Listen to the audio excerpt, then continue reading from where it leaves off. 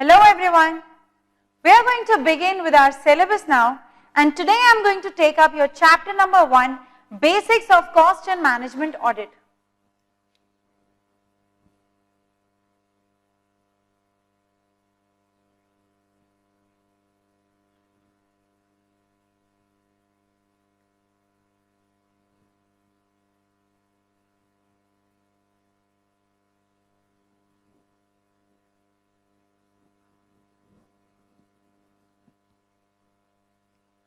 चलो, basics of cost and management audit. किसी भी चीज को शुरू करने से पहले उसके बेसिक्स समझना बहुत जरूरी है।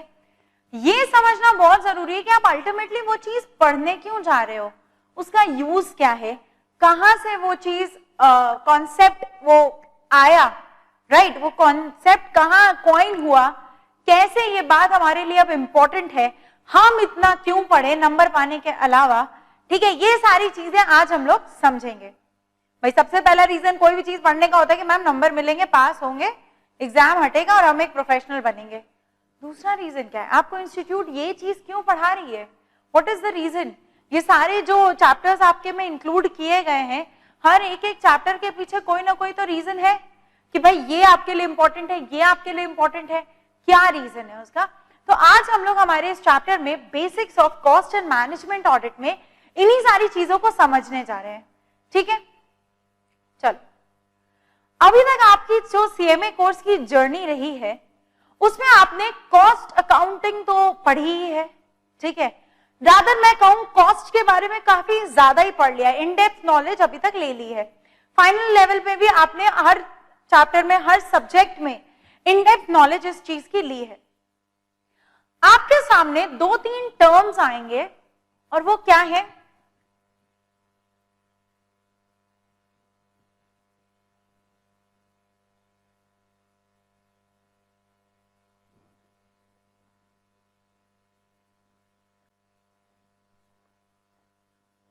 इन टर्म्स में मैं थोड़ी सी डिस्कशन करना चाहती हूं।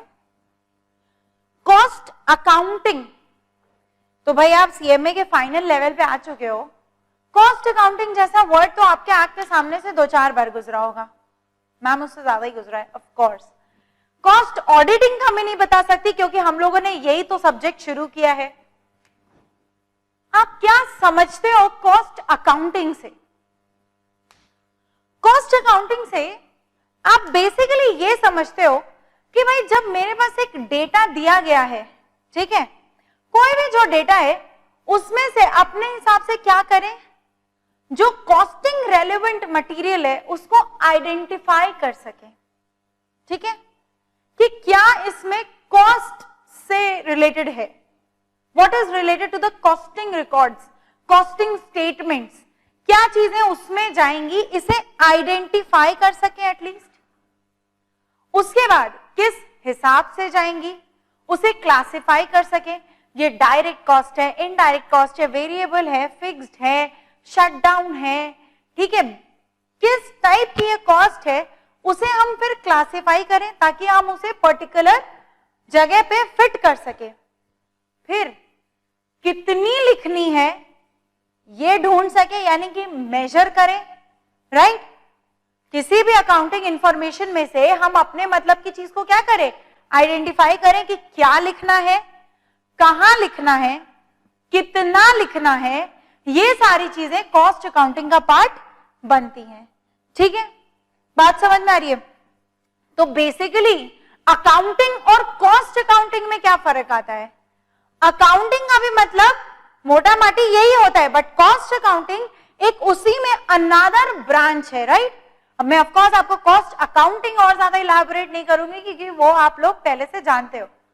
ठीक है, बट हम लोग को यहाँ पे एक कॉन्सेप्ट शुरू करना है और वो कॉन्सेप्ट हम लोग शुरू कहां से कर रहे हैं, कॉस्ट अकाउंटिंग से।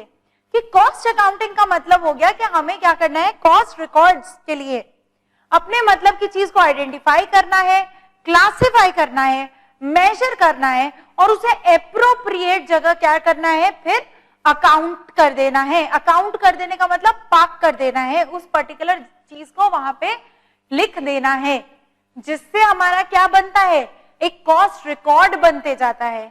ठीक है, कॉस्ट रिकॉर्ड्स क्या हो गए? किसी भी कंपनी के लिए, किसी भी ऑर्गेनाइजेशन के कॉस्ट से संबंधित जितने भी बही खाते बनते हैं वो सब मेरे कॉस्ट रिकॉर्ड्स हो जाते हैं. Next term is cost auditing. ये कॉस्ट ऑडिटिंग क्या है? कॉस्ट ऑडिटिंग ये है कि जो काम आपने यहां किया है, आपने यहां किया था आइडेंटिफाई करना, आपने यहां पे किया था उसे क्लासिफाई करना, आपने यहां किया था उसे मेजर करना, और उसके बाद आपने यहां पे किया था उसे अकाउंट करना, मतलब कि पाक करना.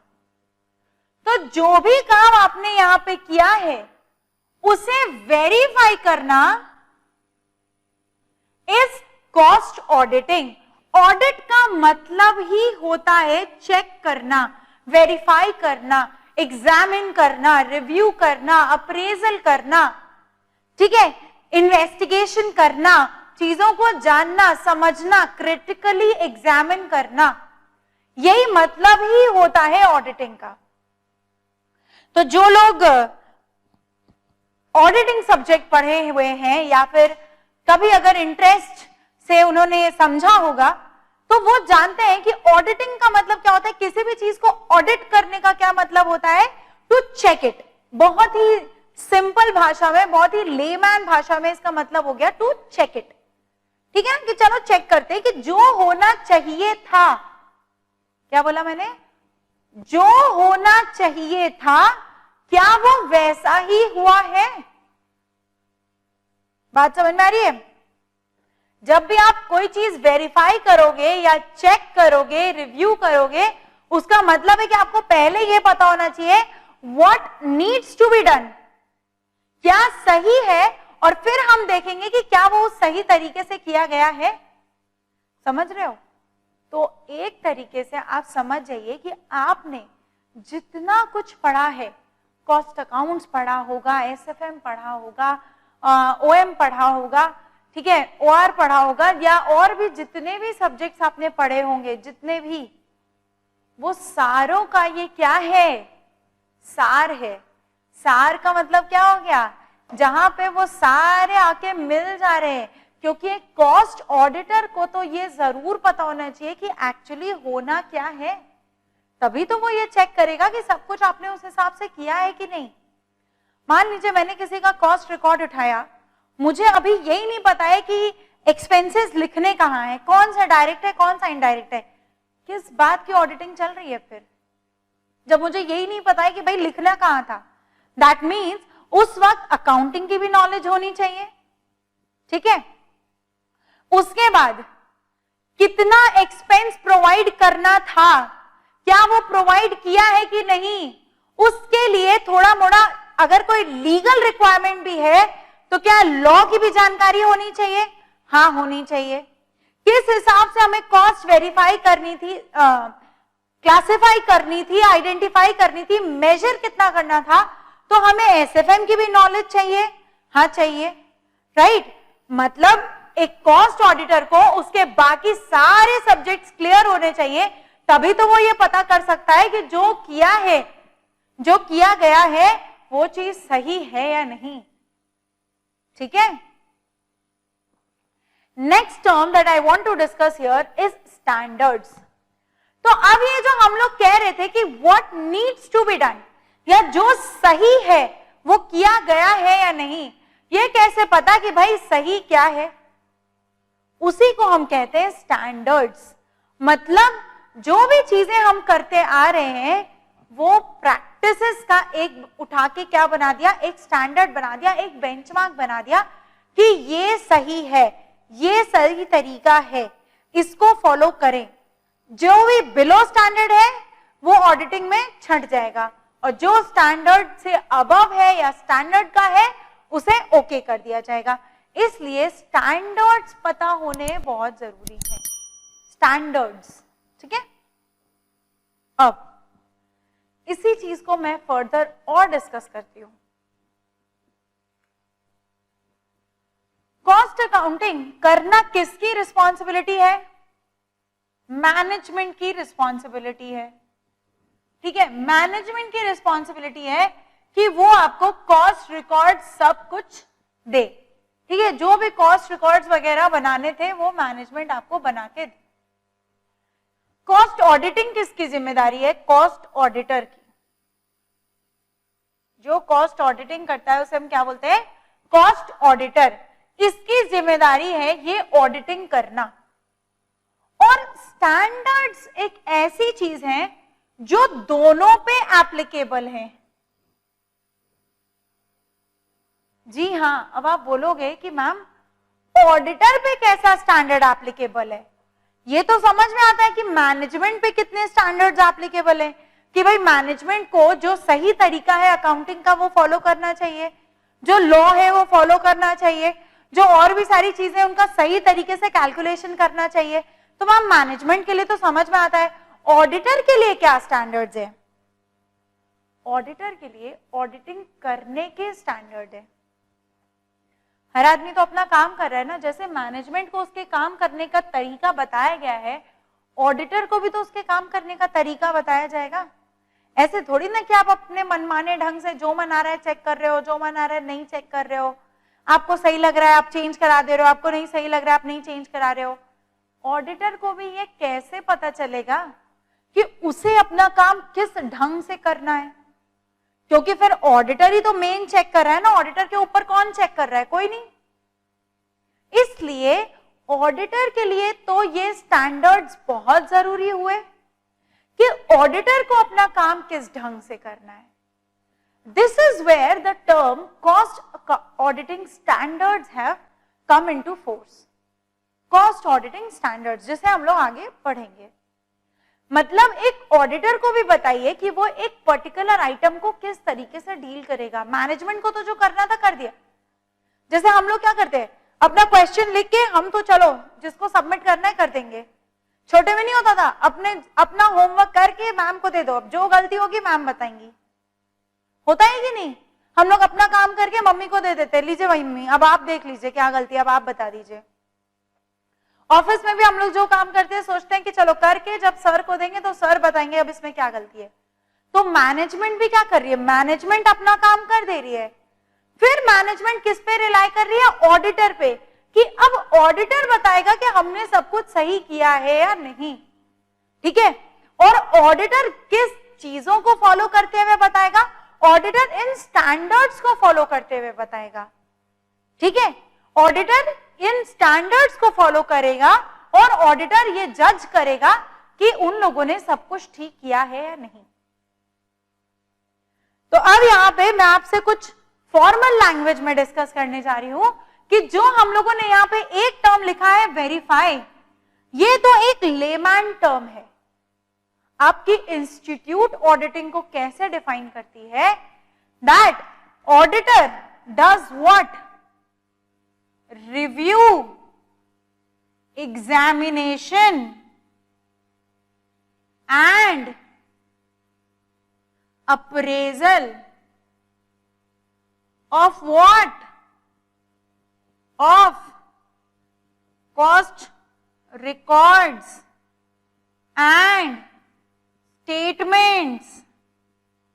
उसी का ना करोगे और किसका करोगे? जो रिकॉर्ड्स हैं, जो बही खाता प्रिपेयर किया गया है उसी का तो रिव्यू करोगे। As prepared by whom? Management। अब कई जगह कई गांव में ऐसा होता है, कई जगह ऐसा होता है, मुझे गांव नहीं कहना चाहिए बल्कि मुझे कहना चाहिए कि कई जगह ऐसा होता है कि खुद ही ऑडिटर बैठ के अकाउंट्स प्रिपेयर कर देता है। वो सही नहीं है, but yes this is how the market is working outside. तो ये प्रिपेयर्ड बाय मैनेजमेंट को रिव्यू करता है, एग्जामिन करता है, अप्रेजल करता है और इन सब के बाद क्या करता है?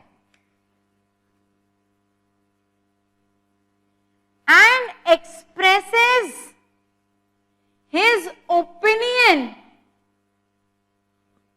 on the same। मतलब इतना चेक करके क्या किए? घर ले गए? नहीं, उस पे अपना ओपिनियन दिए कि आपने सब कुछ हाँ सही से किया था या नहीं किया था। वो एक ओपिनियन देना कॉस्ट ऑडिटर की सबसे इंपॉर्टेंट फंक्शन है। अंडरस्टैंड? वो एक ओपिनियन देना कॉस्ट ऑडिटर का सबसे इंपॉर्टेंट फंक्शन है। एक उस ओपिनियन पे सारे स्टेक होल्डर्स रिलाई करते हैं। गवर्नमेंट देखेगी कॉस्ट रिकॉर्ड्स, गवर्नमेंट देखेगी कि ऑडिटर ने अपना ओपिनियन दिया है कि सब कुछ ओके है, चलो भाई गवर्नमेंट भी पास कर देगी। इन्वेस्टर्स देखेंगे, इन्वेस्टर्स देखेंगे कि ऑडिटर ने ओके किया है, चलो भाई इन्वेस्टर भी इन्वेस्ट कर देंगे। आपके पोटेंशियल इन्वेस्टर या फिर जो आपके मेंबर्स हैं, मेंबर्स देखेंगे कि हमारे कॉस्ट रिकॉर्ड्स ऑडिटर ने ओके कर दिए हैं, मतलब कि हमारा पैसा सही तरीके से इस्तेमाल हो रहा है। कहने का मतलब कि आपके ओपिनियन पे all the stakeholders are relying, so the opinion given by an auditor or cost auditor is very very very important. ठीक है, अब कुछ चीजें हम लोग बुक से डेफिनेशन पढ़ लेते हैं। आइए,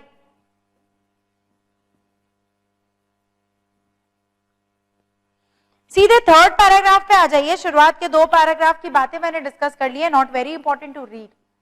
let's come to the third paragraph. The institute of cost accountants of India on the other hand defines cost audit as what? देखो, a system of audit introduced by the government.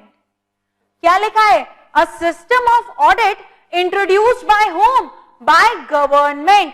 अब ये जो line का मतलब है ये मैं आपको समझाऊंगी कि ये introduced by the government क्यों लिखा है। Introduced by the government of India for the review, examination and appraisal of the cost accounting records and attendant information required to be maintained by specified industries. ठीक है, review का मतलब क्या होता है? रिव्यू का मतलब क्या होता है? देखना फिर से। एग्जामिन करने का मतलब क्या होता है?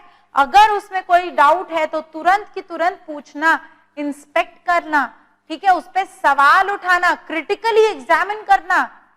और अप्रेजल का मतलब क्या होता है कि उस पर फिर एक ओपिनियन फॉर्म करना, उसमें जजमेंट पास करना। तो ये सारे काम किसके हैं? एक ऑडिटर के हैं। ठीक है, नेक्स्ट, ये कॉस्ट ऑडिटिंग इंडिपेंडेंट होनी चाहिए या डिपेंडेंट होनी चाहिए? डिपेंडेंट मतलब इन्फ्लुएंस्ड, बायस्ड होनी चाहिए या इंडिपेंडेंट होनी चाहिए? ऑफ कोर्स इंडिपेंडेंट होनी चाहिए। अगर मैनेजमेंट ही बताएगा कि आप एक काम कीजिए, ये ओपिनियन लिख दीजिए, तो भाई तुम खुद ही लिख लेते, फिर हमें क्यों बुलाया लिखने के लिए?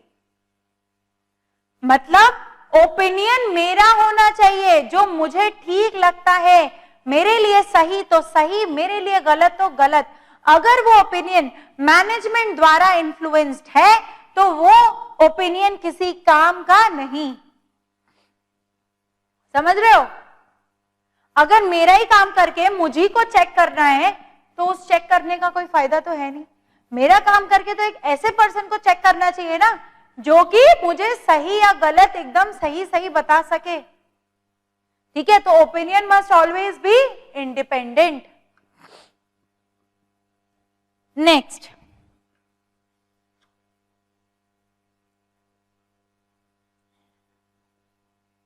come to 1, 2, 3, 4, 5, 6. Sixth paragraph.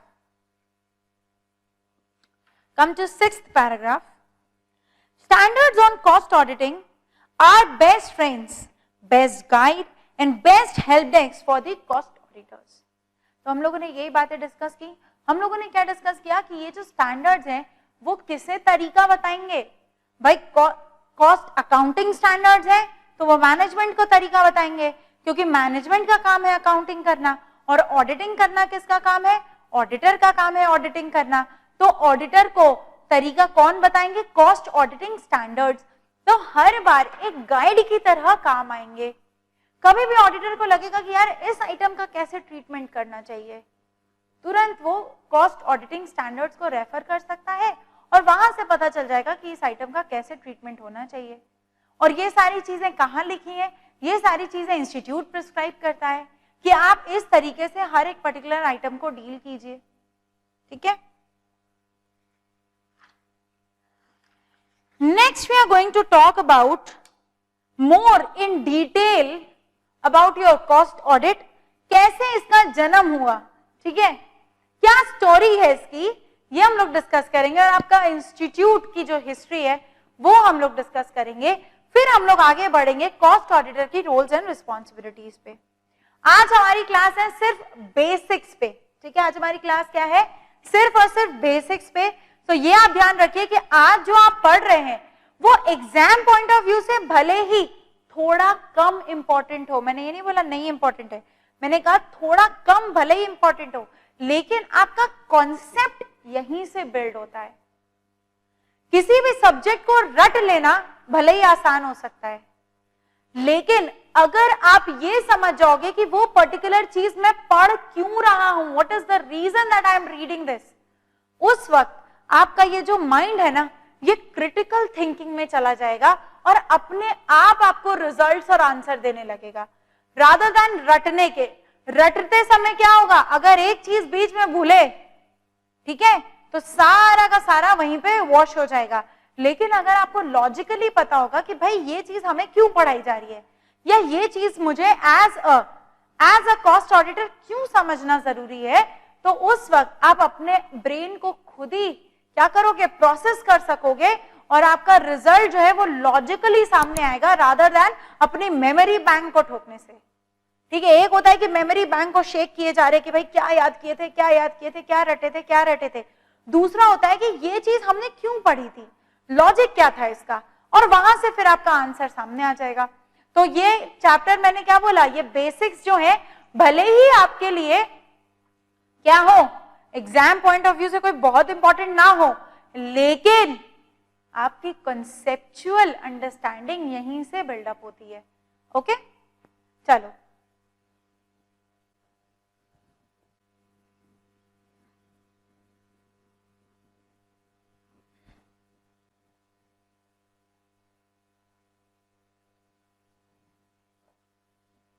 इसका ओरिजिन क्या है, क्यों कॉस्ट ऑडिटिंग को लाया ही गया, व्हाट वाज द नीड। एक ऑडिटर तो बाय द वे रहता ही है कंपनी में, है ना, एक ऑडिटर तो कंपनी अपॉइंट करती है, ये सब तो आप जानते ही हो। फिर अलग से एक कॉस्ट ऑडिटर की क्या जरूरत पड़ गई, और उसके ऊपर पूरे 100 मार्क्स का एक सब्जेक्ट बना डाला, है कि नहीं। देखो क्या हुआ था, जब वर्ल्ड वॉर 2 चल रहा था, ठीक है, it started in 1939 ended in 1944। तो जब वर्ल्ड वॉर 2 चल रहा था तो क्या हुआ कि डिफेंस की बहुत सारी सर्विसेज लगने लग गई, ठीक है, बहुत सारी चीजों की ऐसी जरूरत पड़ने लगी कि भाई बाकी जगह प्रोडक्शन रोको और पहले डिफेंस की चीजें बनाओ, ठीक है। और जैसे ही वर्ल्ड वॉर 2 खत्म हुआ, इंडस्ट्रियलाइजेशन की बहुत तेज जरूरत पड़ी। भाई वर्ल्ड वॉर 2 खत्म होते होते तक काफी सारी देशों को अपनी अपनी आजादी मिल गई थी, ठीक है। अब कोई भी देश जब आजाद हुआ है तो ग्रोथ की ओर तो बढ़ना चाहेगा, और ग्रोथ का बेस ही है कि हमारे यहाँ इंडस्ट्रीज हो। सिर्फ सामान इंपोर्ट करा करा के थोड़ी ना एक देश खा सकता है, अपने घर में मैन्युफैक्चरिंग होनी चाहिए, तभी तो आप उस जगह की पॉपुलेशन को फीड कर पाओगे। सो व्हाट हैपेंड कि जब ये इस तरीके से चल रहा था तो गवर्नमेंट को ऐसा लगा कि ये कॉन्ट्रैक्टर्स जो हैं, जो लोग डिफेंस का सामान बना रहे हैं या जो लोग इंडस्ट्री में मैन्युफैक्चरिंग कर रहे हैं, वो बेकार में चीजों को ओवर प्राइस कर रहे हैं। तो गवर्नमेंट ने ये कहा कि ऐसा है कि अब हम लोग कॉस्ट प्लस बेसिस पे काम करेंगे। गवर्नमेंट ने क्या कहा कि हम किस पे काम करेंगे,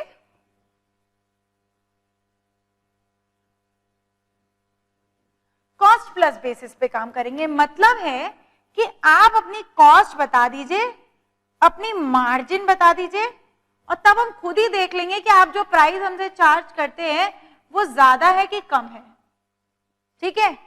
या फिर मैं आपकी कॉस्ट पे 20% एक्स्ट्रा आपको दे सकता हूं, बस इतना। इस तरीके से 20%, 30%, 5%, 10%, कुछ भी। मतलब है कि वहां से ये बात आई कि आप अपनी कॉस्ट की पहले तो अलग से अकाउंटिंग कीजिए, और फिर जो आपने किया है उसको चेक तो हम करेंगे ही, क्योंकि पैसा हम दे रहे हैं। उस समय क्या होता था, गवर्नमेंट के हाथ में सब कुछ था, प्राइवेटाइज तो हुआ नहीं था बहुत कुछ, तो गवर्नमेंट बोलती थी पैसा तो हम दे रहे हैं, तो चेक तो हम करेंगे ही कि तुम क्या कर रहे हो।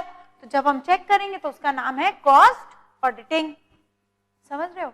तो ये हर चीज कहीं से क्या होती है? Necessity is the mother of invention. जब जरूरत पड़ी, जब समझ में आया कि कहीं वो लोग ज्यादा चार्ज तो नहीं कर रहे, तब बोला गया कि अलग से आप एक अकाउंट्स प्रिपेयर करो और हम फिर उसको चेक करेंगे, तब तुम्हें उस हिसाब से हम पैसा देंगे। ठीक है, तो उसी तरीके से आपका इंस्टीट्यूट भी इसी तरह जन्म लिया है। ठीक है, अराउंड द सेम टाइम आपका इंस्टीट्यूट भी सामने आया है। 1944 में ICWAI की स्थापना हुई थी कंपनीज एक्ट के अंडर।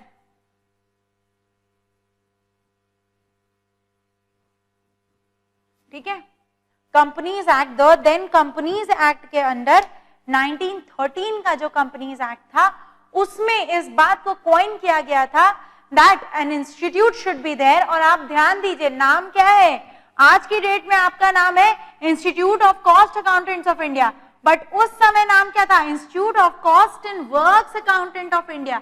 मतलब ये जो वर्क्स कॉन्ट्रैक्ट हुआ करते थे, कॉन्ट्रैक्टर बेस्ड वर्क्स कॉन्ट्रैक्ट हुआ करते थे, वो उसका बहुत प्राइम हिस्सा था। अब उसी को मर्ज कर दिया गया और बोल दिया गया institute of cost accountants of India. तो ये 1944 में ही कंपनीज एक्ट 1913 के अंडर ये टर्म कॉइन हो चुका था। लेकिन उसके बाद 1959 में एक इंडिपेंडेंट इंस्टीट्यूट की तरह इसे सेटअप किया गया।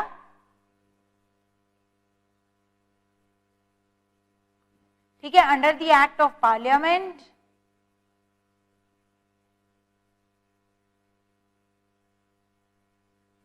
ठीक है, आपका ICWAI एक्ट आया 1959 में और उसके तहत एक फॉर्मल इंस्टीट्यूट सेटअप किया गया which was the Institute of Cost and Works Accountant of India। 2012 में इसका नाम the institute of cost accountants of India कर दिया गया। ठीक है, बात समझ में आ रही है? 2012 में क्या हो गया? यहां पे तो ICWAI एक्ट आया और 2012 में ये ICAI हो गया। मैम क्या आप इसी तरीके से नोट्स देती हैं? बिल्कुल भी नहीं, मैं बहुत प्रॉपर नोट्स आपको दूंगी। इस चैप्टर में अभी तक ऐसा कुछ नहीं है जिसको लिखने में आप अपनी एनर्जी जरा सी भी खराब करें, इसलिए मैंने अभी तक कोई नोट्स नहीं दिए। Otherwise the notes that I am going to give you are going to be very precise and proper. मैं यहां तक बोलती हूं अपने स्टूडेंट्स को कि अगर आप सिर्फ मेरे नोट्स पढ़ लो तो भी आपका एग्जाम का काम हो जाए। सिर्फ दो चीजें इंपॉर्टेंट होती हैं, मेरे नोट्स और पास्ट ईयर के क्वेश्चंस। सिर्फ ये दो चीज भी अगर कोई बच्चा पढ़ ले तो उसका एग्जेम्पशन आ जाएगा। ठीक है, इसलिए जब हम लोग क्लास में नोट्स बनाएंगे तो आपको बहुत प्रॉपरली अपने नोट्स बनाने हैं। आपके नोट्स में मैं आपका इतना इंतजाम कर देती हूँ कि आपको एग्जाम से पहले अगर आप अपनी बुक नहीं भी पढ़ते हो तो भी चलेगा। ठीक है, जरूरी नहीं है कि पूरा इधर नोट्स भी पढ़े फिर बुक भी पढ़े, पूरी बुक आपकी प्रिसाइसली आपके नोट्स में आ जाती है। So you can rely entirely on your notes. ठीक है,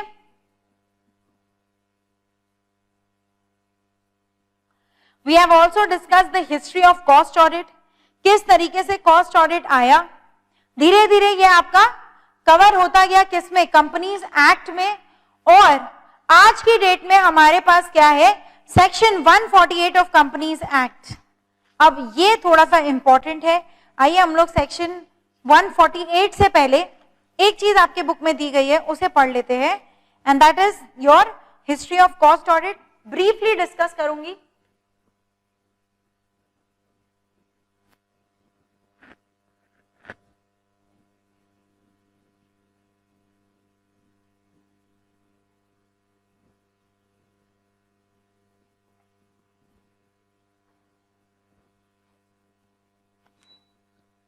चलो, हिस्ट्री ऑफ कॉस्ट ऑडिट। अब ये कॉस्ट ऑडिट का प्रोविजन शुरू कहां से हुआ? कहां लिखा है कि कॉस्ट ऑडिट कराओ? कंपनीज एक्ट में लिखा है। ठीक है, कंपनीज एक्ट जैसे जैसे अमेंड होता गया वो सेक्शन चेंज होते गए, अमेंडमेंट आती गई, बट कॉस्ट ऑडिट की रिक्वायरमेंट ही कंपनीज एक्ट में लिखी है कि कंपनीज एक्ट ही एम्पावर करता है गवर्नमेंट को कि आप जिसकी चाहे उसकी कॉस्ट ऑडिट करा लीजिएगा। ठीक है, So history of cost audit in 1965, cost audit was first introduced in India with the introduction of section 233B of Companies Act 1956. ठीक है, और सेक्शन 209(1) में कॉस्ट रिकॉर्ड के मेंटेनेंस की बात की गई थी। मतलब जब कंपनीज एक्ट में लिख दिया गया तो it became mandatory for the prescribed companies. मैंने क्या बोला? Prescribed companies. हर कंपनी को ऐसा करना जरूरी नहीं है भाई, कोई लिमिट सेट कर दिए होंगे कि इतने टर्नओवर से ऊपर हो तो हमें कॉस्ट रिकॉर्ड चाहिए, इतने टर्नओवर या इतने नेटवर्थ से ऊपर हो तो हमें कॉस्ट ऑडिटिंग चाहिए। ठीक है, इस तरीके से उन्होंने स्टैंडर्ड सेट कर दिए जिससे कि वो लोग प्रिस्क्राइब्ड कंपनीज पे कंट्रोल रख सके। नेक्स्ट, 1965 से 2008 तक क्या चला? The industries were covered, 44 industries were covered under cost record maintenance. मतलब धीरे धीरे स्पेसिफाई होता गया और 44 इंडस्ट्रीज पे, कंपनी पे नहीं, 44 इंडस्ट्री पे ये लागू हो गया। 2008 क्या हुआ? Expert group setup to study the existing cost audit mechanism. 2009 में इसको क्या किया गया? रिपोर्ट उन लोगों ने सबमिट की। और 2011 में देखो क्या हुआ है? Introduction of mandatory cost records maintained by the companies under companies act for manufacturing, mining and processing operations. ठीक है, तो मतलब कुछ लोगों के लिए इसे पूरी तरीके से मैंडेटरी कर दिया गया कि अगर आपका टर्नओवर या नेटवर्थ या जो भी लिमिट हम देंगे वो उस पर्टिकुलर अमाउंट से ऊपर है, आप मैन्युफैक्चरिंग कंसर्न हो, माइनिंग कंसर्न हो या प्रोसेसिंग कंसर्न हो, तो आपको अपना कॉस्ट रिकॉर्ड्स मेंटेन करना है। 2014 में नए कंपनीज एक्ट में क्या दिए गए? कुछ रूल्स दिए गए। वो सारे रूल्स हम लोग डिस्कस करेंगे अपने इस सब्जेक्ट में आगे। ठीक है, तो this is just a brief history. यहां से मैं सिर्फ आपको ये बताना चाहती हूँ कि कॉस्ट ऑडिट की शुरुआत कंपनीज एक्ट से ही होती है। कंपनीज एक्ट में लिखा गया है कि भाई पर्टिकुलर कंसर्न को ऑडिट करानी जरूरी है, रिकॉर्ड मेंटेन करना जरूरी है। अब भाई किसी ने दुकान खोली, चाय की दुकान खोली है और वो भी लिख रहा है अपना कॉस्ट कि मैं चाय पत्ती इतने की लाया, दूध इतने की लाया, मिल्क इतने का लाया, पानी इतने का लाया, ये जरूरी नहीं है। किसके लिए जरूरी है ये बात कंपनीज एक्ट में बता दी गई। अंडरस्टूड? चलो, सेक्शन 148 ऑफ कंपनीज एक्ट 2013 ये क्या कहता है? अब यहां पे आपकी वो लाइन क्लियर होगी जो इंस्टीट्यूट कहती है।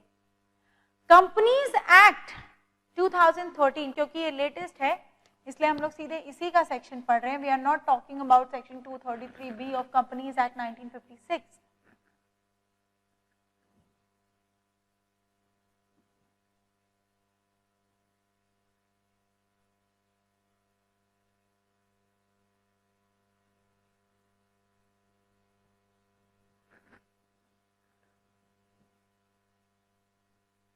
कंपनीज एक्ट 2013 जो है उसके सेक्शन 148 में लिखा गया है कि कंपनीज एक्ट, ठीक है, सेंट्रल गवर्नमेंट को एम्पावर करता है, एम्पावर्स सेंट्रल गवर्नमेंट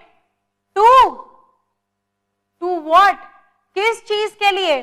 कि आप जिससे चाहिए उसकी कॉस्ट रिकॉर्ड बनवा लीजिएगा और उसकी कॉस्ट ऑडिट करा दीजिएगा। empowers the central government to specify audit of items of cost in respect of certain companies। ये पावर पूरी तरीके से किसको दे दी? सेंट्रल गवर्नमेंट को दे दी। सेंट्रल गवर्नमेंट से मतलब हो गया MCA, ministry of companies affairs. ठीक है, मिनिस्ट्री ऑफ कॉर्पोरेट अफेयर्स। तो जो MCA है वो MCA अब डिसाइड कर लेती है कि किसकी कॉस्ट ऑडिटिंग हो जानी चाहिए। ठीक है,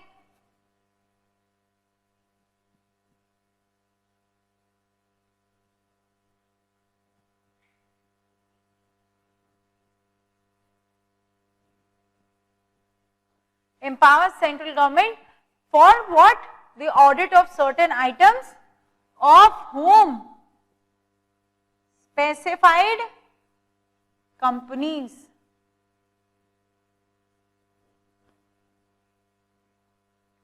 इसमें आगे और क्या क्या लिखा है? इसमें आगे और ये लिखा है कि कंपनीज को क्या स्पेसिफाई करेगी सेंट्रल गवर्नमेंट कि आप गुड्स या सर्विस जो भी बेच रहे हैं उसके कॉस्ट यूटिलाइजेशन का रिकॉर्ड दीजिए, कितना आपने मटेरियल यूज किया, कितना आपने लेबर यूज किया, किस तरीके से आपने बाकी के रिसोर्सेज यूज किए, because the ultimate aim of maintaining a cost record and having it audited is कि हम ये देख सके कि कंपनी कितनी एफिशिएंटली काम कर रही है। मैम ये देखना क्यों जरूरी है? अब यहाँ पे थोड़ा सा मैं टॉपिक से आपके फिर से आपको पीछे लेके जा रही हूँ और यहाँ पे मैं आपको बता रही हूँ कि ये क्यों जरूरी है, ताकि हमें कॉस्ट एफिशिएंसी पता चल सके।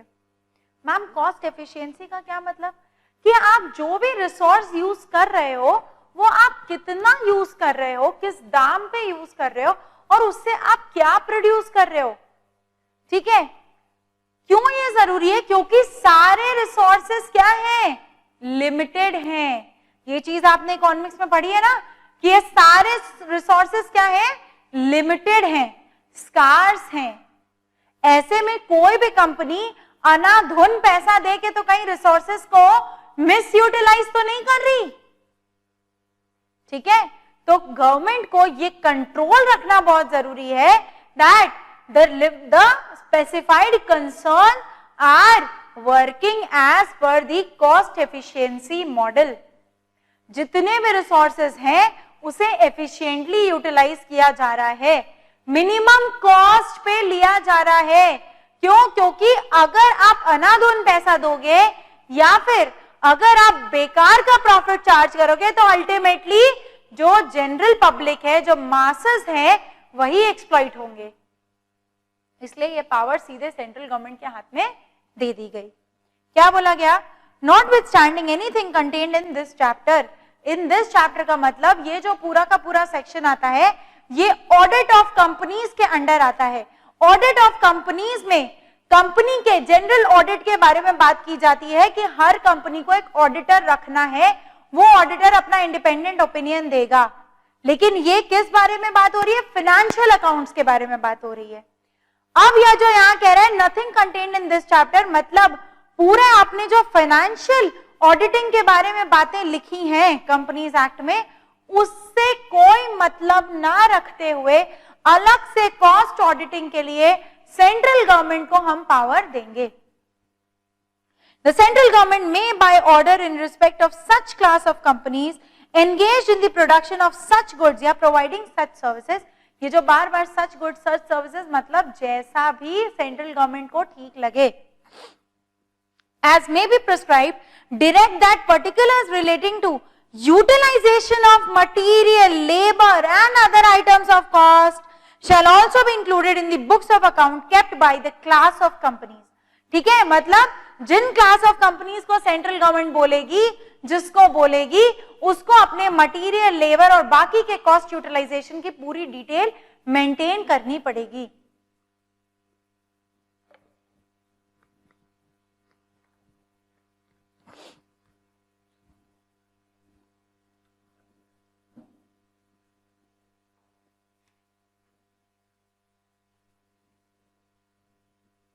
तो सेंट्रल गवर्नमेंट क्या कर सकती है?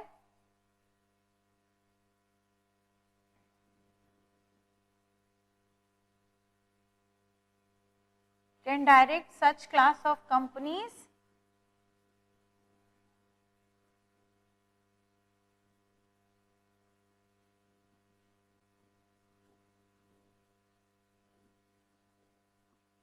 to maintain what?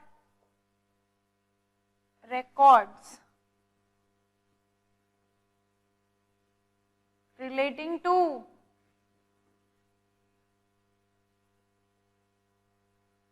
utilization of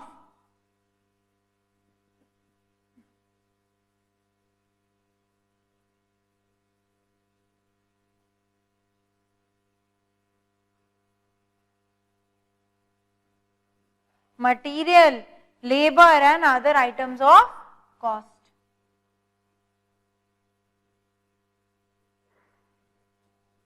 I hope कि आप ये सारी चीजें साथ साथ में अपने पास लिखते जा रहे हो। नेक्स्ट,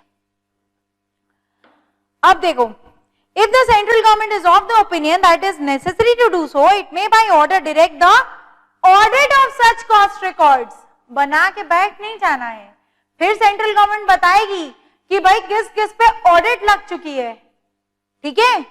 तो कुछ लोगों को तो बोल सकती कि आप बना के रखो, जरूरत पड़ी तो देखते हैं, कुछ लोगों को तो बोलेगी कि तुम बनाओ भी और तुम्हारा तो चेक भी होगा, ठीक है। The audit of cost records of class of companies which are covered under subsection 1, यानी कि इसमें जो लोग कॉस्ट रिकॉर्ड्स बना रहे हैं उसमें से फिर कुछ लोगों के लिए सेंट्रल गवर्नमेंट क्या करेगी, ऑडिट भी प्रिस्क्राइब करेगी, which have a net worth of such amount as may be prescribed, ठीक है। अब ये ऑडिट किससे कराएगी, ये सारी चीजों पे अब हम लोग डिस्कस कर रहे हैं कि सेंट्रल गवर्नमेंट क्या करेगी।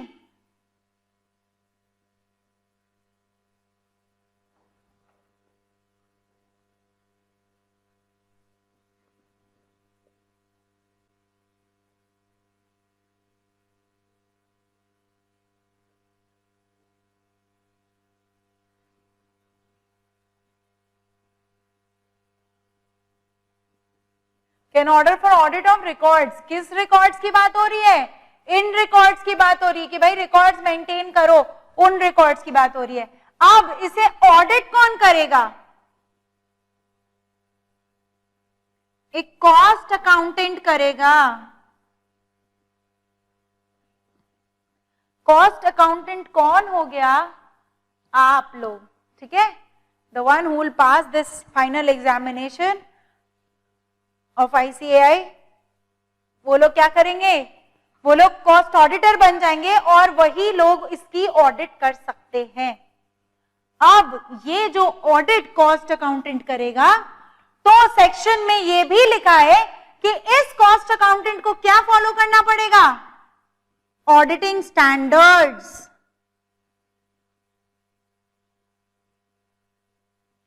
एज गिवन बाय ICAI, यानी कि institute of cost accountants of India, उसके जो स्टैंडर्ड्स है ऑडिटिंग स्टैंडर्ड्स वो फॉलो करने पड़ेंगे। नेक्स्ट, क्या कंपनी का जो जनरल ऑडिटर है, companies auditor can not be the cost auditor, मतलब अगर कंपनी के अकाउंट से एक CA से ऑडिट करा रहे हो, उन्हीं से कह दो कि चलिए भैया आप भी कॉस्ट ऑडिटिंग कर दीजिए, तो ये नहीं चलेगा, अलग से कॉस्ट अकाउंटेंट अपॉइंट होगा, ठीक है। नेक्स्ट, इस कॉस्ट अकाउंटेंट के राइट्स एंड ड्यूटीज क्या होंगे, सेम एज ऑडिटर। इसके राइट्स एंड ड्यूटीज क्या होंगे, जो कंपनी के जनरल ऑडिटर को राइट्स एंड ड्यूटीज मिलते हैं कि किसी से भी डॉक्यूमेंट मांग सकते हैं, कंपनी के किसी भी कोने में जा सकते हैं, जिससे चाहे वो पूछ सकते हैं, ठीक है, ये सारे rights and duties cost accountant के भी होंगे। नेक्स्ट, थोड़ा सा एक डिफरेंस है कि कंपनी के ऑडिटर को कौन अपॉइंट करता है, कंपनी के मेंबर्स अपॉइंट करते हैं जनरल मीटिंग में। कंपनी के कॉस्ट ऑडिटर को कौन अपॉइंट करता है, मैनेजमेंट, ठीक है, कौन अपॉइंट करता है, मैनेजमेंट अपॉइंट करती है। और कंपनी का ऑडिटर, जनरल ऑडिटर किसे रिपोर्ट देता है, कंपनी को रिपोर्ट देता है, लेकिन कंपनी का कॉस्ट ऑडिटर मैनेजमेंट को रिपोर्ट देता है। तो मैम ये तो वही बात हो गई कि हम ही रिकॉर्ड बनाएं, फिर हम किसी से चेक करा लें और फिर वो हम ही को दे दे, तो बात खत्म, हम कुछ भी करें उसमें नहीं। फिर मैनेजमेंट सेंट्रल गवर्नमेंट को देती है, ठीक है, मैनेजमेंट किसको देती है, मैनेजमेंट सेंट्रल गवर्नमेंट को देती है। मतलब यहां पे क्या होता है,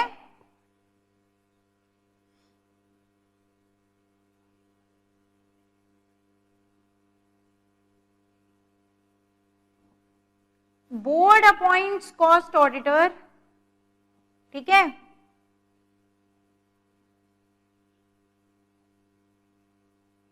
submits report to board and then board submit the report to central government. ठीक है, ये प्रोसीजर होता है।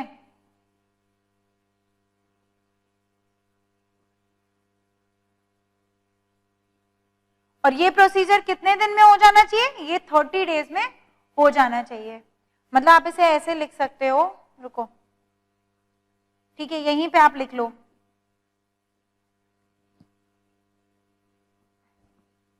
यहां पे लिख लो विद इन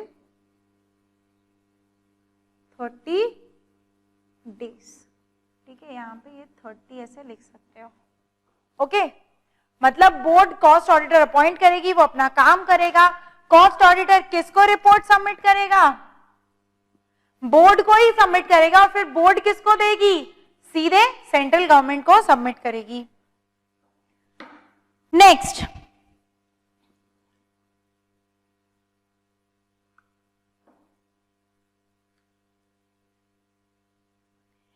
क्या कंपनी के पास ये चॉइस हो सकती है कि चाहे वो ऑडिट कराओ चाहे ये ऑडिट कराओ, एक ही तो बात है यार, पूरा अकाउंट्स तो चेक हो रहा है?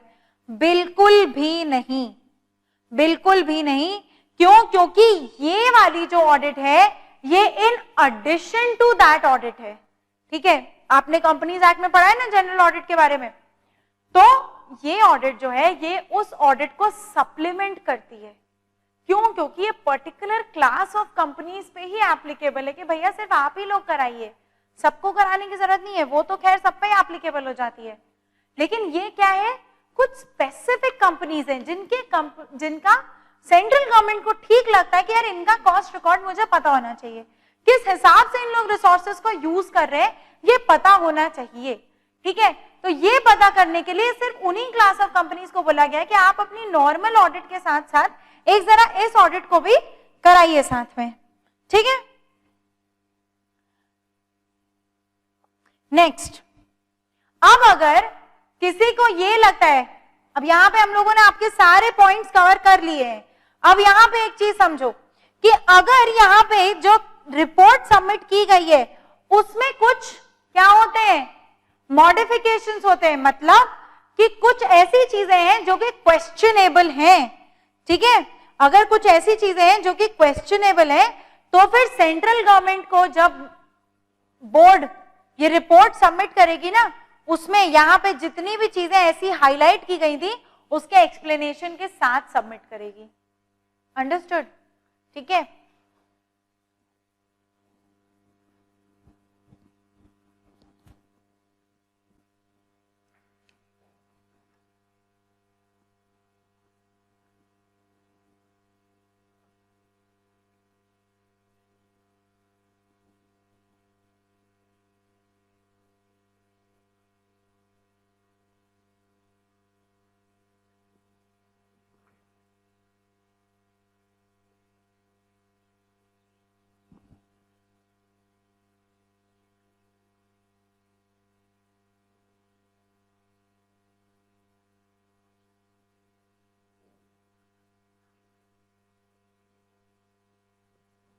अलॉन्ग विथ एक्सप्लेनेशन, जो भी एक्सप्लेनेशन देनी है तो उस एक्सप्लेनेशन के साथ सेंट्रल गवर्नमेंट को रिपोर्ट सबमिट होगी। अगर इसमें कोई भी कंपनी डिफॉल्ट करती है तो फिर उसको सेक्शन 147 वाली ही पनिशमेंट अप्लाई होगी। ठीक है, यानी कि इम्प्रिजनमेंट और पेनाल्टी जो भी है वो कंपनी के हर ऑफिसर पे और कंपनी के ऊपर अप्लाई होगा।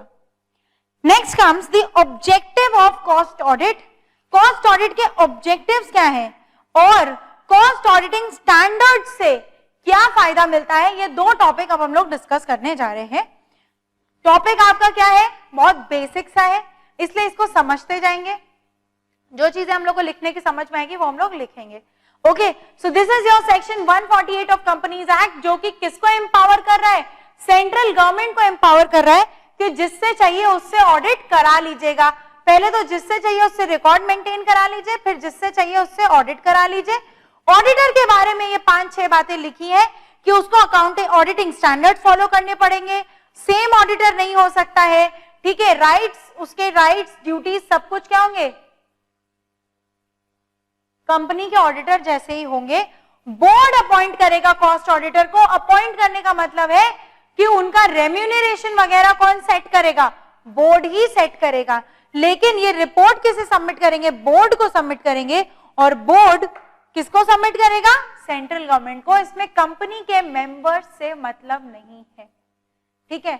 लेकिन ये होता है कि जब एक बार ये सब हो जाए तो उन्हें अपनी डिटेल्स जो है वो अपलोड करनी पड़ती है, और तब सारे स्टेक होल्डर्स देख सकते हैं। अंडरस्टूड?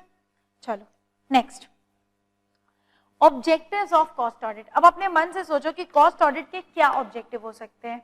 हम लोग ने इतनी देर से जो डिस्कशन किया है, अब उसको सम अप करने का टाइम आ गया है कि कॉस्ट ऑडिट के ऑब्जेक्टिव क्या हो सकते हैं। अभी तक हमें क्या बातें समझ में आई कि मैम हमें यह समझ में आया कि सबसे पहले तो जिस तरीके से कॉस्ट अकाउंटिंग होनी चाहिए, क्या वो वैसे हो रही है नहीं, मतलब एक्सपेंसेस सही जगह पार्क हो रहे हैं या नहीं, ठीक है।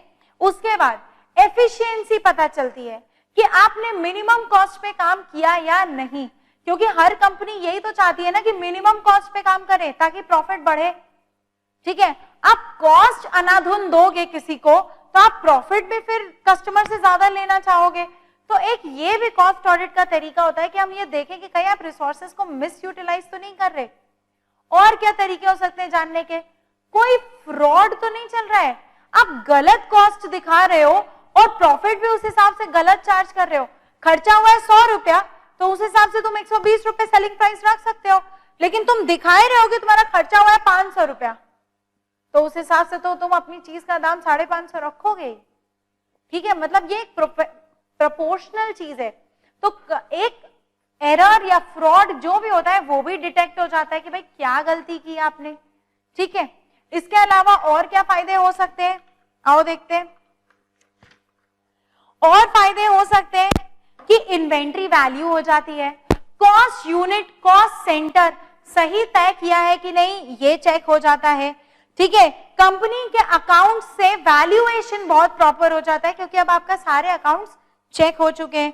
तो यही सारी चीजें हैं जो कि कॉस्ट ऑडिट के ऑब्जेक्टिव्स में आती है। तो अब जो भी कॉस्ट ऑडिटर है देखो उसको इन्हीं ऑब्जेक्टिव्स को ध्यान में रखना है। We will also write this ताकि शॉर्ट में आपका ये लिखा जाए।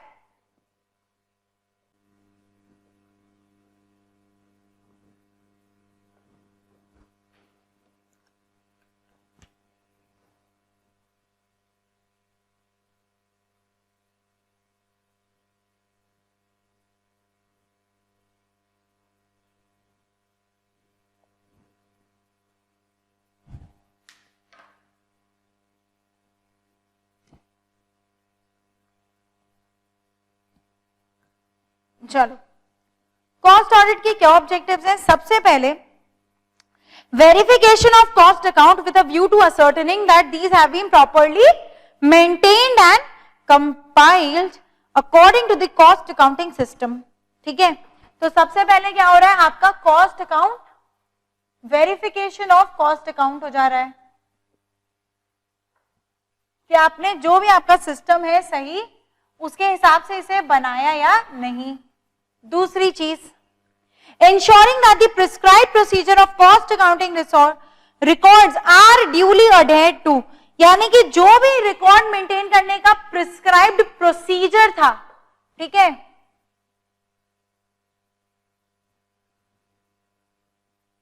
उसे इंश्योर किया गया।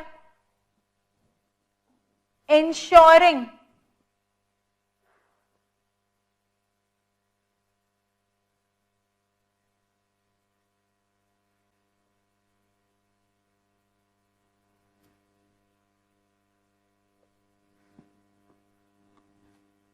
while maintaining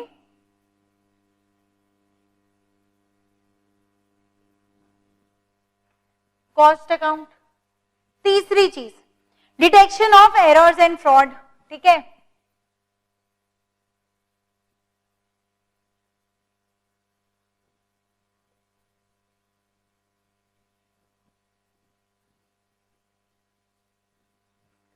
चौथी चीज,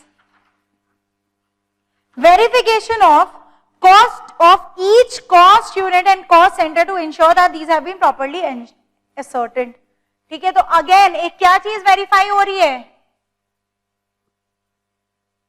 cost unit and cost centre. पांचवी चीज, determination of inventory valuation. Next, facilitating the fixation of price of goods and service. मतलब यही जो मैंने बात की कि आप किस तरीके से गुड्स एंड सर्विस का प्राइस फिक्स कर रहे हो, उसमें भी मदद मिल जाएगी. Periodical reconciliation between cost accounts and financial accounts, कि आप जिस भी तरीके से स्टॉक वगैरह वैल्यू किए हो, कॉस्ट अपनी लिखे हो, वो सब फाइनेंशियल अकाउंट्स में कहां फ्लो हो रहा है. ठीक है.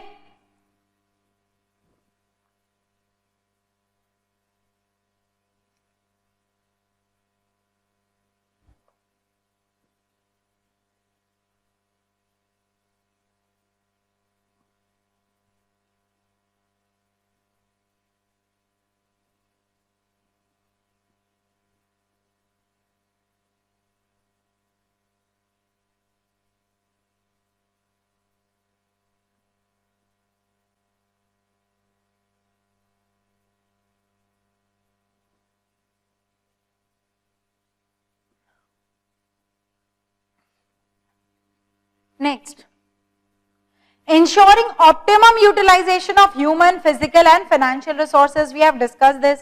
Detection and correction of abnormal loss. ठीक है. कोई अगर abnormal loss आप दिखा रहे हैं तो उसका डिटेक्शन कि क्यों ये abnormal loss हुआ.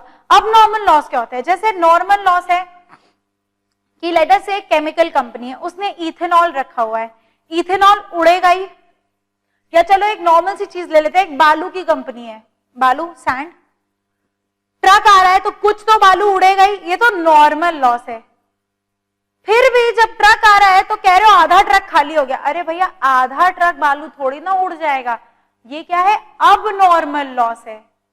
तो कुछ लोग इसे क्या दिखाते हैं, अब नॉर्मल लॉस की तरह कॉस्ट में बुक करते जाते हैं. ठीक है. और फिर अपना प्राइस बढ़ाते हैं.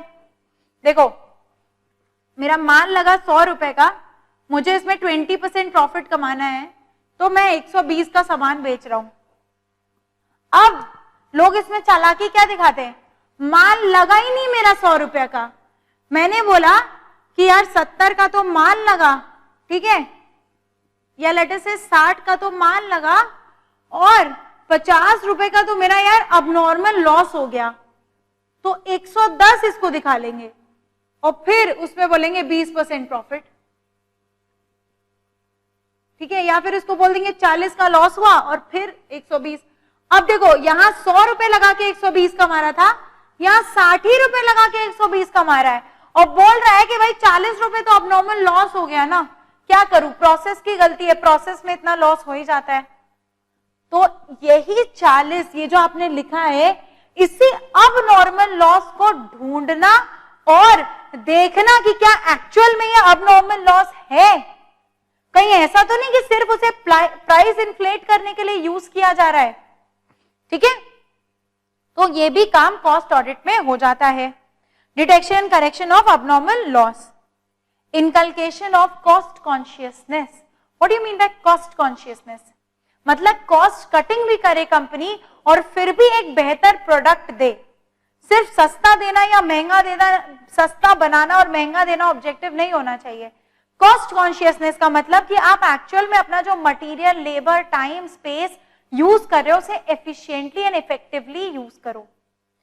Advising management on the basis of interfirm comparison of cost records and promoting corporate governance.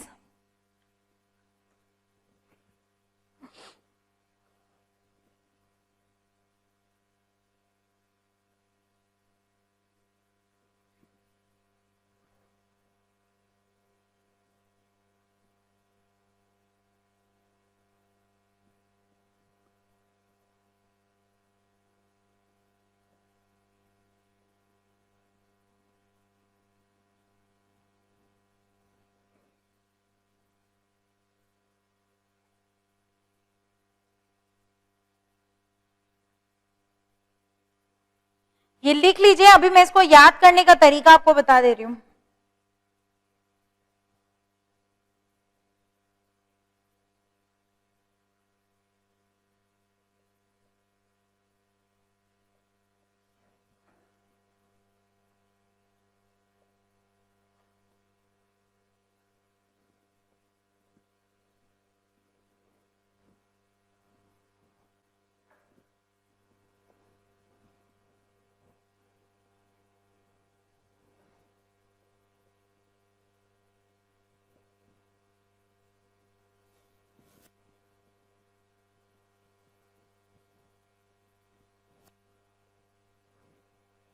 10 भी लिखेंगे तो चलेगा।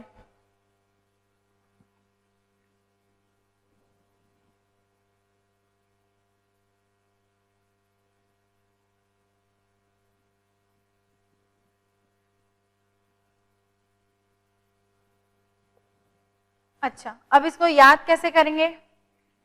एक तरीका है कि आप न्यूमोनिक्स बना लीजिए, VED VIFRO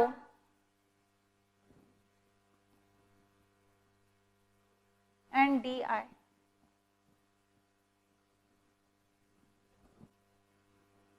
VED VIFRO DI। अब एक तरीका है कि भाई इससे एक शब्द बनाया जाए और उस शब्द को याद रखा जाए। ठीक है, तो जो लोग ये कर सकते हैं वो ये कर लें। मैं जो तरीका फॉलो करती हूं मैं वो आपको बता देती हूं, जिससे मुझे याद होता है कि मैं चीजों को लॉजिकल सीक्वेंस में सेट करती हूं ताकि मुझे लॉजिकली आंसर याद आए। अगर ये न्यूमोनिक में भूल गई तो फिर मेरे पूरे ये 10 पॉइंट गए मेरे दिमाग से। लेकिन मैं चीजों को लॉजिकली सेट करती हूं एंड आई से, देखो कहीं कहीं पे न्यूमोनिक्स यूज भी आएंगे, ऐसा नहीं है, but here I am giving you another way and that is कि अगर मुझे देना है ऑब्जेक्टिव ऑफ कॉस्ट ऑडिट तो सबसे पहले मेरा दिमाग चलेगा कि भाई कॉस्ट ऑडिटर करता क्या है। तो पहली चीज आएगी कि वो कॉस्ट अकाउंट क्या करता है, कॉस्ट अकाउंट को वेरीफाई करता है। अगर कॉस्ट अकाउंट को वेरीफाई कर रहा है तो ऑफकोर्स सी बात है कि वो देखेगा कि जो कॉस्ट अकाउंटिंग के प्रोसीजर फॉलो होने चाहिए वो हो रहे हैं या नहीं। इतना सब अगर वो देखेगा तो वो एरर या फ्रॉड डिटेक्ट कर देगा। ठीक है, और फिर वो अकाउंटिंग रिकॉर्ड जो उठाया होगा अब वो उसमें क्या क्या काम करेगा। ठीक है, उसमें वो इन्वेंट्री वैल्यू कर देगा। इन्वेंट्री एक तरफ वैल्यू करेगा और एक तरफ देखेगा कि मटेरियल, लेबर और बाकी के एक्सपेंसेस सही से मेजर होके लिखाए हैं या नहीं, मतलब ऑप्टिमम यूटिलाइजेशन हुआ है या नहीं। ठीक है, इसके अलावा यहां 5 पॉइंट्स हो गए हमारे। छठा पॉइंट, फिर इतना सब कुछ देखेगा तो फाइनेंशियल अकाउंट्स के साथ रिकंसिलिएशन भी कर देगा कि आपने वहां क्या दिखाया है और यहां क्या दिखाया है। ठीक है, जब इन्वेंट्री वैल्यू किया है तो अबनॉर्मल लॉस, जब इन्वेंट्री और एक्सपेंसेस देखा है तो अबनॉर्मल लॉस को भी डिटेक्ट करेगा, बहुत जरूरी है। ठीक है, इस सब के बाद वो मैनेजमेंट को कॉस्ट कॉन्शियसनेस डेवलप करने में हेल्प करेगा कि भाई आप अपनी चीजें, आप अपना कॉस्ट जो है वो मिनिमम रखिए और इफेक्टिवली यूज कीजिए। तो 8 पॉइंट तो मेरे ऐसे ही याद हो गए बिना याद किए, सिर्फ लॉजिकली सोच सोच के।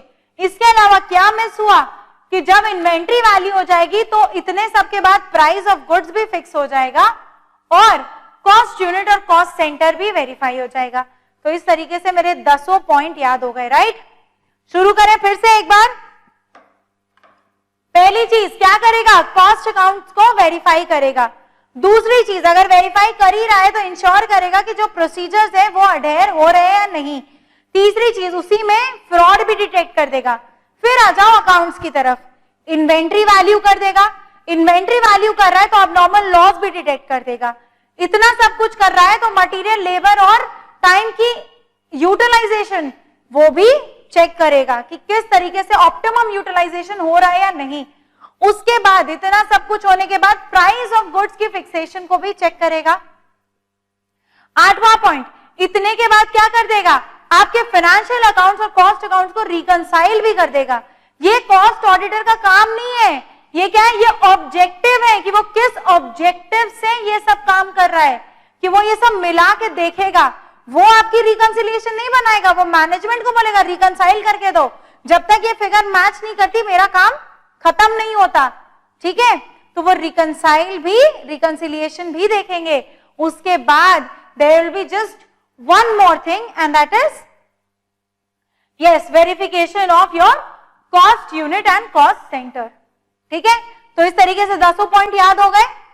प्रैक्टिस करना, याद हो जाएंगे, लॉजिकल सीक्वेंस में फिट करोगे याद हो जाएंगे। Next comes your cost accounting standard, जिसमें हम लोग डिस्कशन कर चुके हैं। Cost accounting standards, cost accounting standards, फिर से ध्यान से पढ़ लो, cost accounting standards. Cost accounting standards क्या करते हैं, एक कंसिस्टेंसी देती है कि भाई हर कंपनी अगर इन स्टैंडर्ड्स को फॉलो करेगी तो कम से कम हमें सबकी कथा नहीं सुननी पड़ेगी कि हमने ऐसे किया था, इसको ऐसे ट्रीट किया था, ऐसे। एक स्टैंडर्ड दे दो कि हर आइटम को इस तरीके से ट्रीट करना है, ठीक है, तो सब वैसे ही ट्रीट करेंगे। यही है आपका कॉस्ट अकाउंटिंग स्टैंडर्ड। तो कॉस्ट अकाउंटिंग स्टैंडर्ड बेसिकली आपको क्या दे रहा है, एक बेंचमार्क दे रहा है, एक तरीका दे रहा है कि इस तरीके से काम करना। Cost accounting standards are set of standards that are designed to achieve uniformity and consistency. खुद भी जो काम कर रहे हो वो एक स्टैंडर्ड को देखते हुए करोगे तो हर साल एक जैसा करोगे। पता चला एक साल कोई ट्रीटमेंट है, एक साल कोई ट्रीटमेंट है, एक साल कोई ट्रीटमेंट है, ऐसे तो आदमी परेशान हो जाएगा। The Institute of Cost Accountants of India recognizing the need of structured approach to the measurement of cost of manufacture, ठीक है, एक स्ट्रक्चर्ड अप्रोच होने की बहुत जरूरत थी, बिकॉज अगर इंडस्ट्री अपना अपना ट्रेंड फॉलो करेगी तो फिर कभी भी कंपेरेबल रिजल्ट्स नहीं आएंगे।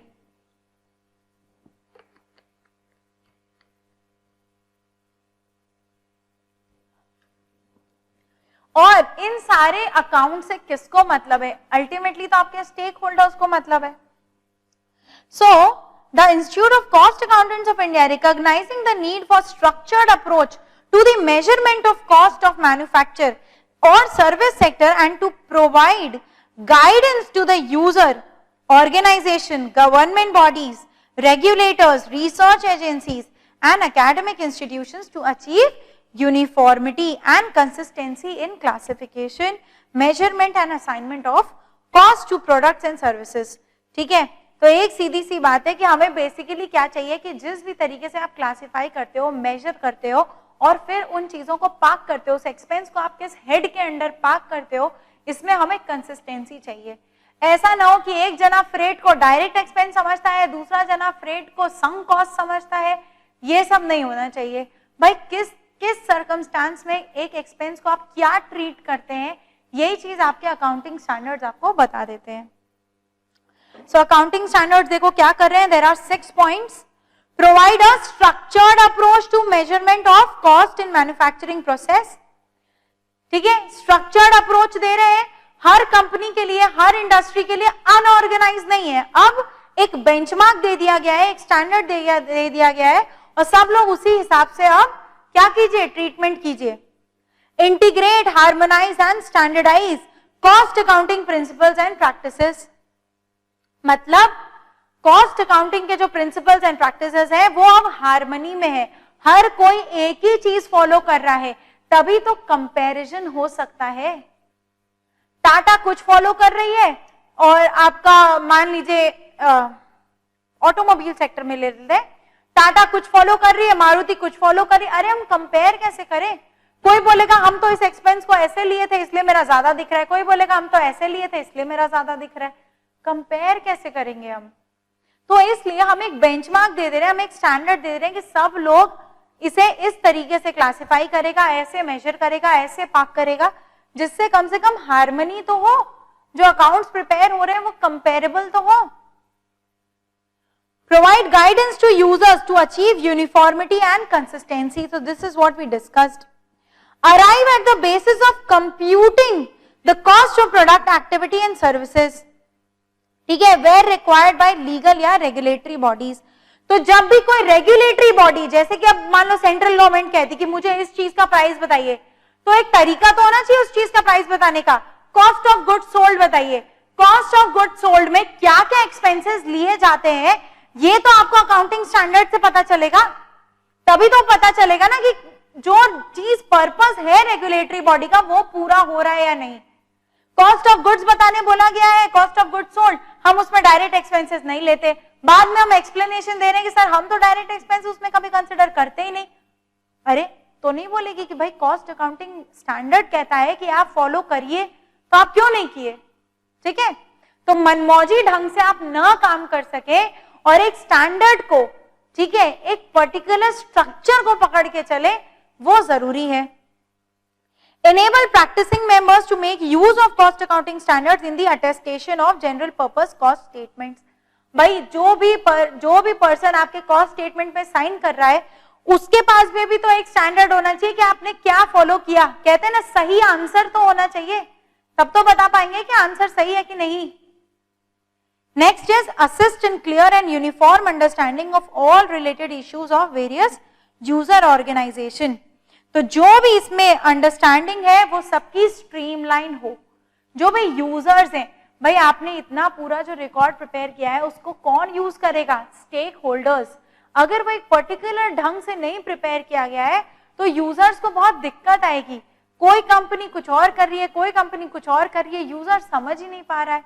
इन्हीं सारी चीजों को स्ट्रक्चर करने के लिए, स्ट्रीमलाइन करने के लिए कॉस्ट अकाउंटिंग स्टैंडर्ड्स प्रिस्क्राइब किए गए हैं। So that was your basics of cost and management auditing. ठीक है, basics of cost and management audit. We discussed about क्या कॉस्ट अकाउंटिंग क्या होती है, कॉस्ट ऑडिटिंग क्या होती है, स्टैंडर्ड्स किसे कहते हैं। उसके बाद कॉस्ट ऑडिट ने जन्म ही क्यों लिया, क्या जरूरत पड़ गई, ये जाना हमने। आपका इंस्टीट्यूट का हिस्ट्री जाना हमने, कॉस्ट ऑडिटिंग की हिस्ट्री जानी हमने। फिर हमने एक बहुत important section 148 of companies act 2013 जिसने कॉस्ट ऑडिट को जन्म दिया है उसको पढ़ा। हमने डिस्कस किया ऑब्जेक्टिव ऑफ कॉस्ट ऑडिट के बारे में and ultimately what does your cost accounting standard do, ये हमने डिस्कस किया। That is all for your chapter 1 basics of cost and management audit. We'll meet again in our next discussion with a new chapter. Till then you have to revise this. ये 2-4 पन्ने जो हमने आज पढ़े हैं ये आप अपने यहाँ अगर रिवाइज कर लेंगे तो आपका जो कोर्स है वो आपके लिए बर्डन नहीं बनता जाएगा। ठीक है, आज के आज इसे रिवाइज कर लो। अपने नोट्स में अपने हिसाब से आपको जो ऐड करना है आप ऐड कर लो। मेरे हिसाब से जो इंपॉर्टेंट था मैंने आपको लिखवा दिया। अपने नोट्स को कंप्लीट जरूर कर लेना, अगर कुछ भी इनकम्प्लीट रह गया है। नोट्स को पढ़िए, वो तो 2 पेज के हैं, और बुक के एक बार चैप्टर को जरूर पढ़िए। देखिए एक बात ध्यान रखिए कि आपको बुक का चैप्टर तो एक बार पढ़ना ही पड़ेगा, उसी दिन पढ़िए जिस दिन मैंने आपसे क्लास ली है। इसको टालिए मत, do not keep this as your pending work कि ठीक है चैप्टर पढ़ना है पढ़ना है पढ़ना है, क्योंकि लास्ट में कोई भी बुक को नहीं पढ़ता। साथ साथ में पढ़ते जाओगे तो मन में भी एक शांति रहेगी कि आपने बुक पढ़ी हुई है। जो भी आपको लगेगा कि आपको बुक के हिसाब से अपने नोट्स में लिख लेना चाहिए वो आप वहीं के वहीं लिख लोगे। ठीक है, so very important that the day you attend the class you just read the entire matter from the book, okay, and revise your notes regularly, very important. Till then we'll meet again, take care, bye bye.